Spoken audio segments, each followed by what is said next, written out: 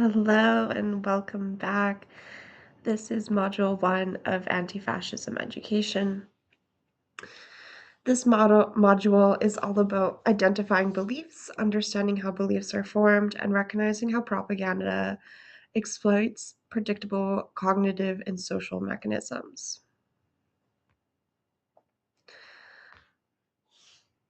So as we move through this module, we are treating beliefs as cognitive structures and socially maintained interpretations, not as evidence of moral character. This distinction matters because propaganda persuasion typically targets cognition through predictable mechanisms rather than through formal argument. This module requires observing your own cognitive processes. We approach this with curiosity and shame resistance. The goal is not moral judgment of your current beliefs. The goal is a structured understanding of how these beliefs were constructed. If you notice any defensiveness, avoidance, or feelings of urgency or shutdown, treat that as data and pause as needed. A practical note that under conditions of stress, that threat appraisal intensifies and epistemic vigilance weakens. So if you're having a tough time with the world in your life right now, know that this is not a personal failure. It's a known feature of cognition under arousal, and it is part of why propaganda is effective. So take your time going through this material. To evaluate information in propaganda, we must define distinct categories of cognition. These terms are frequently conflated in public discourse. This conflation creates vulnerabilities to manipulation. More precisely, conflation collapses epistemic categories, what can be validated, as well as evaluative categories, what is preferred or judged, and affective categories, what is felt in the body. When those categories collapse, people can be recruited into certainty without doing any verification work. A fact is a statement that can be objectively verified through empirical evidence. A fact exists independently of human perception or acceptance. If you cannot separate verifiable claims from interpretation, you cannot reality check propaganda. Propaganda typically introduces interpretation first and asks you to treat it like a fact. In cognitive terms, propaganda leverages processing fluency and motivated reasoning to make interpretations feel self-evident before they are tested. Some criteria to determine if something is a fact is whether or not it can be tested or corroborated. It does not depend on personal preference. It remains true even if it is inconsistent, and it can be checked through transparent methods such as records, measurement, or multiple independent sources. Some examples of some facts: water boils at 100 degrees Celsius at sea level. Another example is a specific law was passed on a specific date. Another example is a video that was uploaded at a specific timestamp. A useful addition here is that factual claims can still be selectively curated. Propaganda does not always invent facts, it often selects a subset of facts, strips context, and then supplies an interpretation that is treated as the only plausible conclusion. The difference between a fact and a belief is that a belief is a cognitive frame or presence an individual accepts as true. Beliefs do not require objective proof to function as truth for the individual. Beliefs serve as a baseline for interpreting reality. Beliefs shape what count as evidence, what feels plausible, and what actions feel justified. This matters because recruitment does not always need to win a debate if it can install a belief that changes your threshold for proof. Within literature, beliefs can be understood as priors that guide interpretation and attention. Once installed, they shape what is noticed, what is dismissed, and what feels coherent. Some examples of beliefs are: I am safe in this neighborhood. People like me are not welcome in institutions. Violence is the only thing that works. Notice that each of these beliefs is not simply descriptive. Each one implies a theory of causality and a predicted future. That predictive quality is part of what makes beliefs sticky. They are continuously confirmed by selective attention to confirming cues. Moving into opinions now, an opinion is a subjective judgment, evaluation, or preference. Opinions are often informed by underlying beliefs. Opinions represent a concluding stance rather than a foundational premise. Opinions typically track value prioritization, for example, security over autonomy or order over equality. When propaganda is effective, it often disguises value claims as factual inevitabilities. Examples of opinions are things like that law is a mistake, that speaker is credible, this policy is unfair. In analytical work, it can be useful to ask, what is the value standard being used here? And what belief about how the world works is carrying this evaluation? That move converts an unproductive argument into a legible framework question. A feeling, on the other hand, is a physiological and affective emotional response. Examples of feelings are joy, anger, fear, grief, disgust, relief. Feelings are genuine physical experiences. Feelings are not empirical evidence of external facts. This matters because arousal states change attention and judgment, and propaganda uses emotional intensity to bypass our verification methods. The technical point here is that effective arousal alters salience and shortens our time that we're able to think through and judge things. So, under high arousal, cognitive systems prioritize coherence and threat reduction over nuance. Examples of feelings: I feel fear when I read the news. I feel relief when I hear a simple explanation. I feel disgust when I see that group is described as dangerous. Feelings often contain accurate information about impact and the meaning to the self. The mistake is treating the feeling as sufficient evidence about cause or about the external world without verification. Propaganda frequently treats feelings as evidence. This produces certainty without verification. A feeling can be real. The interpretation attached to it can still be inaccurate, however. This is also why propaganda relies on repeated pairing of affect with a target, for example, disgust with an outgroup. Over time, the effective response can become automatic, and the automatic response is then read as proof. A way to stay orientated in this is, if you're feeling certainty, ask the questions: what category is this claim in? Is it a fact? Is it a belief? Is it an opinion, or is it a feeling? Once you establish this, you can ask, what would count as verification? What could change my mind? Noticing what is the emotional state in my body right now and what story is being attached to it. And then looking at what is the social cost of doubt in this environment. Moving into the neuroscience of belief, beliefs are physical structures within the brain. The brain is a predictive organ. It organizes sensory data into sequences to anticipate future events. Beliefs function as trained expectations about what will happen next. In predictive processing terms, beliefs reduce uncertainty by supplying an interpretive model. When uncertainty is high, the mind becomes more dependent on existing models, which can make belief revision feel more difficult. When we have new experiences, we form new neural connections. Neurons communicate across synapses. Repeated activation strengthens specific connections. This is a minimal account of synaptic plasticity.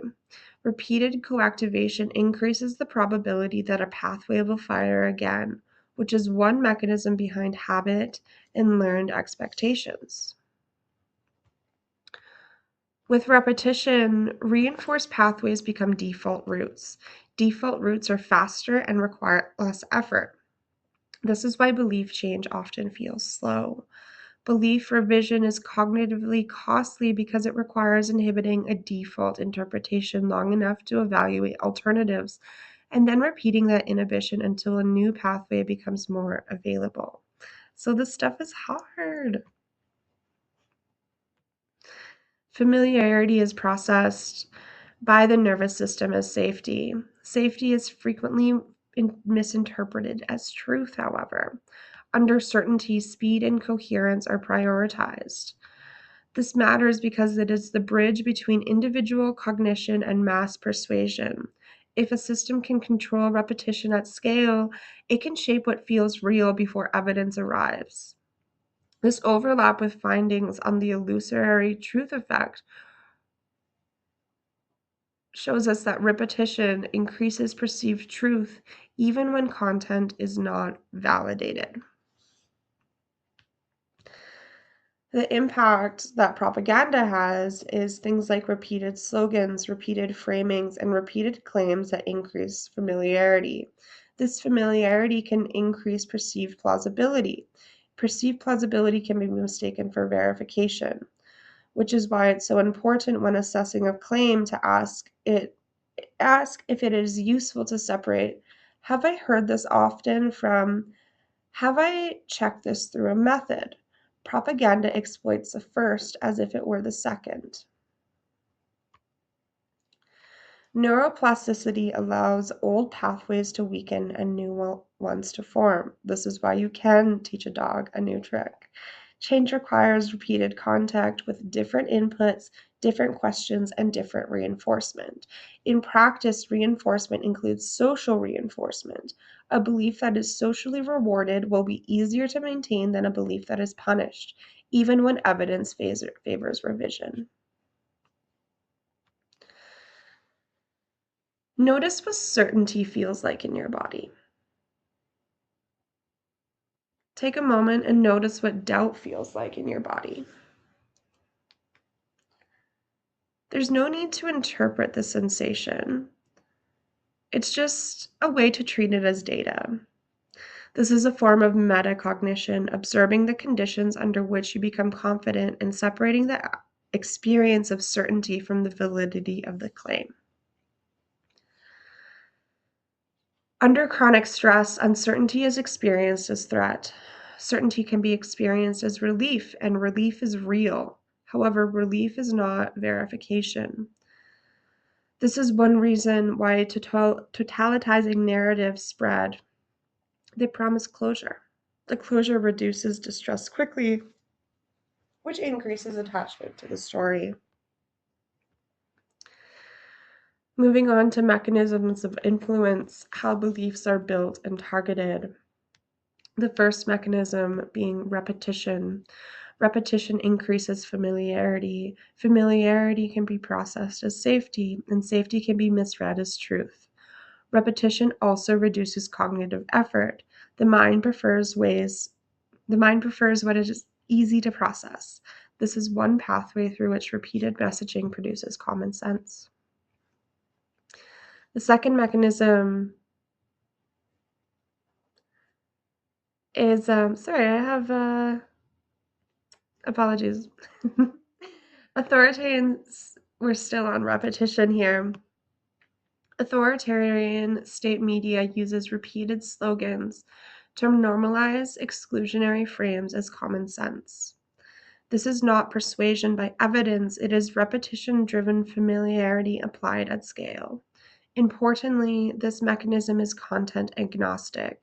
It works regardless of whether the message is true because it targets fluency and belonging. And the second mechanism here is the social cost. Beliefs can function as passwords for belonging. If questioning costs community, the brain tags doubt as threat. This is also why dissent can feel somatically dangerous. The organism anticipates relational rupture and material consequences, not just disagreement. So, in many high control groups, dissent is punished through shaming, expulsion, or loss of livelihood. The belief becomes a condition of belonging. Leaving the belief becomes identical to losing the social system that regulates survival.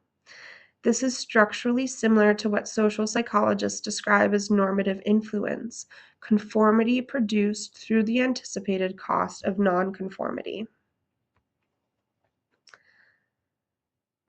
Relief under high stress is the third mechanism in which high arousal increases demand for simple explanations.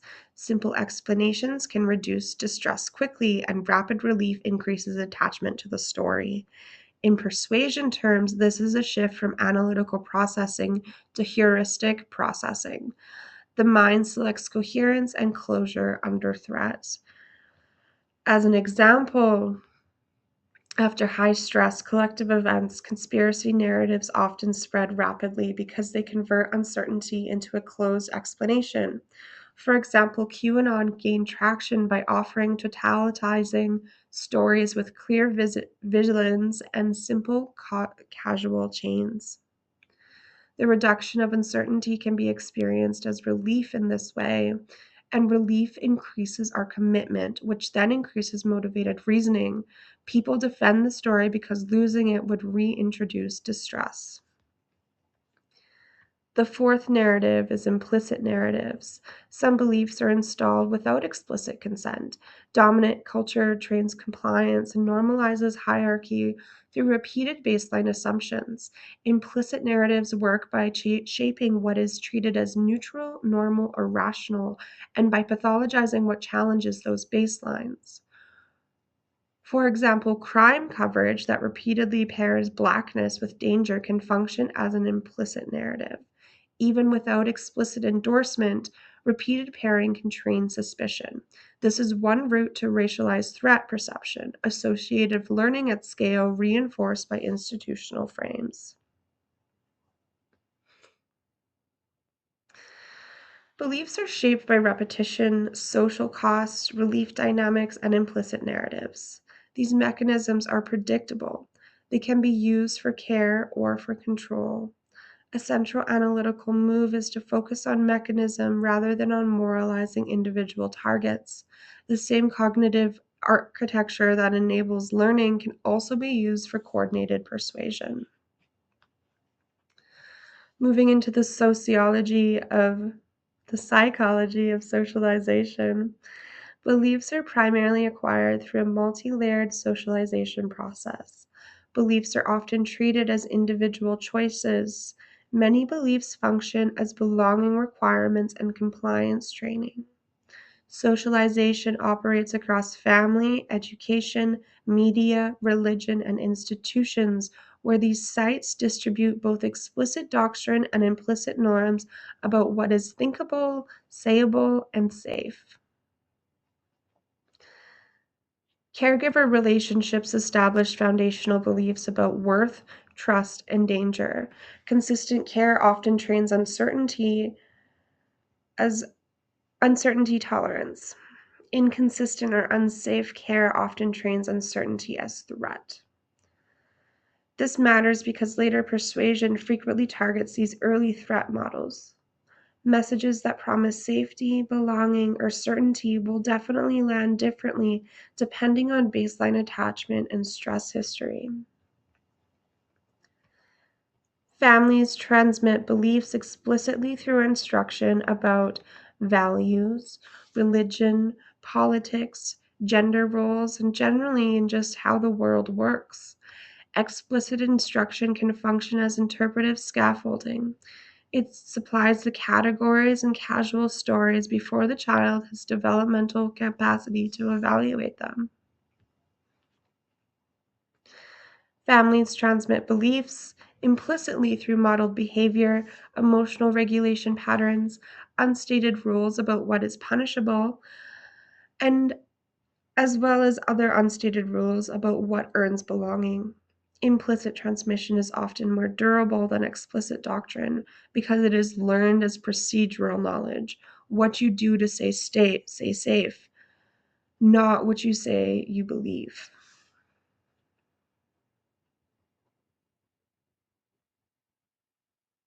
Skipped a slide there, but I covered it through the text. Cultural norms establish baselines for acceptable and deviant behavior. Dominant culture can install beliefs that justify hierarchy. Repeated baseline assumptions can become invisible and feel like reality. This matters because some of the most politically decisive beliefs are not chosen.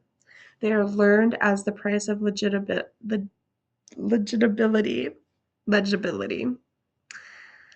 They are learned as the price of legibility, safety, and access inside institutions.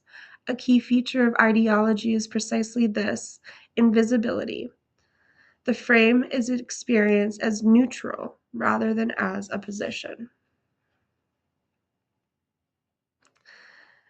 As well with this, life events, particularly stress, trauma, can rapidly alter beliefs about safety and vulnerability. Collective events can also change baseline expectations about safety and possibility. Belief updating after traumatic exposure often reflects a relational recalibration of threat appraisal.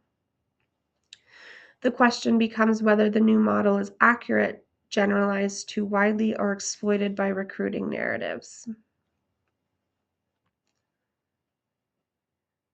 If questioning a belief risks loss of housing, income, safety, family connection, or community, doubt can be processed as threat. This is a structural condition, not a character flaw. Material stakes shape cognition. When the cost of dissent is high, epistemological practices narrow because survival practices take priority. I want to clarify the difference between values and beliefs again. Beliefs are what you accept as true. Values are prioritized principles that dictate behavior and decision making. Clarifying values helps explain why some narratives feel stabilizing and others feel destabilizing. In facilitation values, clarification also reduces fact fights. In facilitation values, clarification reduces fact fights. It redirects discussion toward what participants are optimizing for and what harms they consider legible.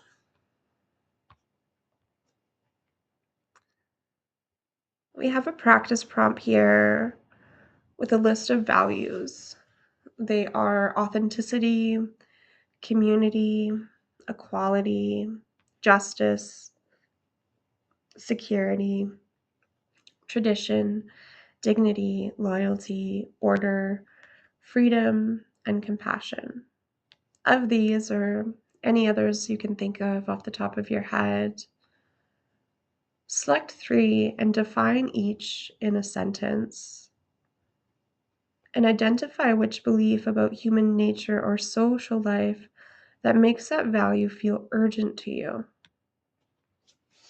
For example, one of your values might be justice. And a simple definition that comes to mind is that justice means reducing avoidable harm through fair distribution of resources and accountability.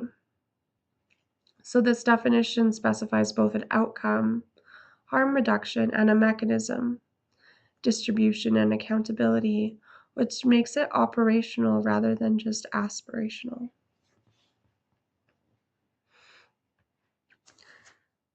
Cognitive biases. Heuristic shortcuts reduce cognitive load. These shortcuts produce predictable errors known as cognitive biases. Recruitment strategies exploit these biases. And these shortcuts, however, are adaptive. They become dangerous, however, environments engineered to exploit them. In other words, bias is not the absence of intelligence, It is the ordinary operation of cognition under constraints of time, stress, and limited information. Selective search and recall that validates existing belief is what confirmation bias is. Contradictory evidence is discarded or treated with increased scrutiny. And in motivated reasoning, the mind applies asymmetrical standards. It demands high proof for threatening information and accepts low proof for comforting or identity consistent information. Probability estimates are influenced by ease of recall. Emotionally charged media inflates perceived frequencies of threats. Availability is amplified by repetition and vividness, which means propaganda can manipulate perceived base rates by controlling what is emotionally memorable.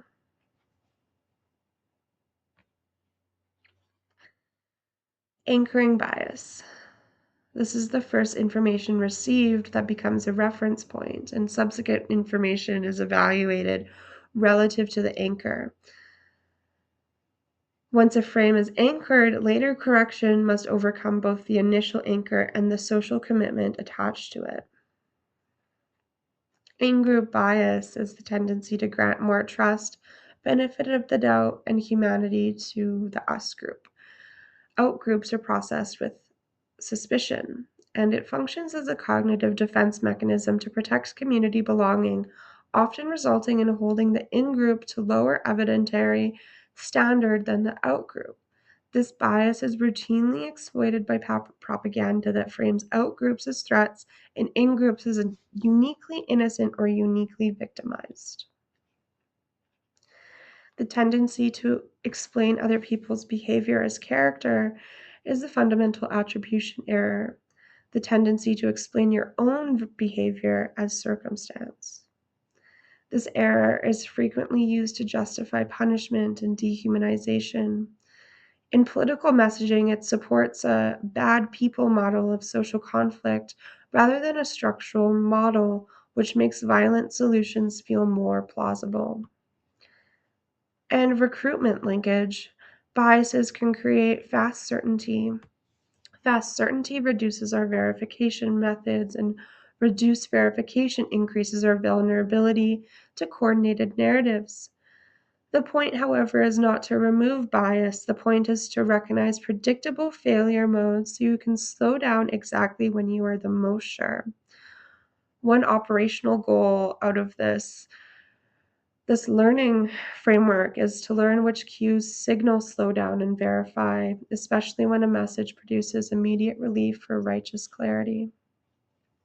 A few activities to consider.